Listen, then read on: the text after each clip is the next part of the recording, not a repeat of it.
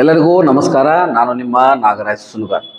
ಬಹಳ ದಿನದಿಂದ ಒಂದು ಏನಿತ್ತಂದ್ರೆ ಸ್ವಲ್ಪ ಏನಾದರೂ ಮೋಟಿವೇಶನ್ ಮಾಡಬೇಕು, ಏನೋ ನಿಮಗೊಂದು ಕಿವಿ ಮಾತನ್ನು ಹೇಳ್ಬೇಕು ಅನ್ನೋದು ಭಾಳ ದಿನದಿಂದ ಏನಾಗತ್ತಿತ್ತು ಅಂದ್ರೆ ತಲೆಯಾಗ ಕೊರೆದಿತ್ತು. ಇವತ್ತು ನೋಡ್ರಿ, ಎಲ್ಲ ಕಾಂಪಿಟೇಟಿವ್ ಫೀಲ್ಡಿಂದ ಬರ್ತಾರ, 2 3 ತಿಂಗಳ ಓದ್ತಾರ, ಆಮೇಲೆ ಏನೋ ಸಕ್ಸಸ್ ಸಿಗತ್ತಿಲ್ಲ, ನಮಗೇನೋ ಅಚೀವ್ಮೆಂಟ್ ಮಾಡೋಕ್ಕಾಗಲಿಲ್ಲ ಅಂತ ಹೊರಗೆ ಹೋಗ್ತಾರೆ.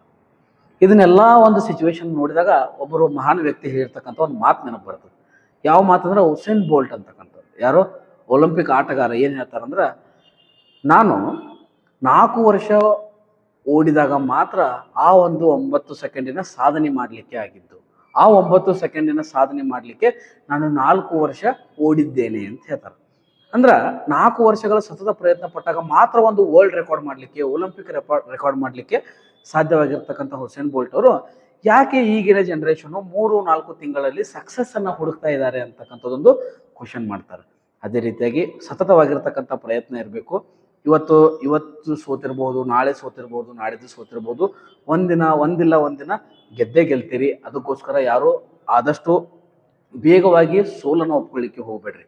ಪ್ರತಿಯೊಬ್ಬರಿಗೂ ಸೋಲುಗಂತಿ ಇದ್ದೇ ಇರ್ತದ. ಸೋಲೇ ಗೆಲುವಿನ ಸೋಪಾನ ಅಂತ ಹೇಳ್ತಾರೆ. ಸೋಲುಗಳನ್ನು ಮೆಟ್ಟಿಲಾಗಿ ಮಾಡ್ಕೊಂಡು ಗೆಲುವಿನತ್ತ ಸಾಗಬೇಕಾಗ್ತದೆ. ಈ ಒಂದು ಲೈಫ್ ಅನ್ನೋ ಜರ್ನಿಯಲ್ಲಿ ಎಷ್ಟು ಸಲ ಸೋಲ್ತೀವಲ್ಲ ಅಷ್ಟು ಅನುಭವಸ್ಥರಾಗ್ತೀವಿ. ಓಕೆ, ಅದೇ ರೀತಿಯಾಗಿ ಯಾರು ತಮ್ಮ ಮೈಂಡನ್ನು ಅನ್ಕಾನ್ಸ್ಟೆಂಟ್ ಮಾಡ್ಕೊಳಕ್ಕೆ ಹೋಗ್ಬೇಡ್ರಿ. ಕಾನ್ಸ್ಟೆಂಟ್ ಮೈಂಡ್ ಇಟ್ಕೊಂಡು ಸ್ಟಡಿ ಮಾಡಿರಿ. ಇಂದಿಲ್ಲ ನಾಳೆ ಒಳ್ಳೆಯದಾಗಿ ಆಗ್ತದೆ. Okay, thank you so much.